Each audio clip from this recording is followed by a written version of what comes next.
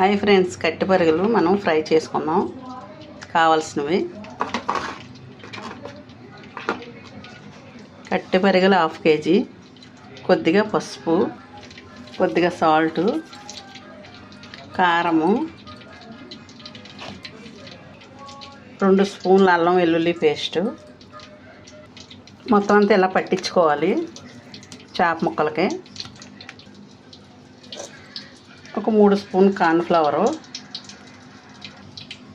కొద్దిగా శనగపిండి 1 స్పూను, ఒక 2 స్పూన్లు వరిపిండి, కొద్దిగా గరం మసాలా పొడి, కొంచెం నీళ్ళు తడేసుకొని పిండి అంతా కలిసేలాగా చేపకు పట్టేలాగా కలుపుకోవాలి.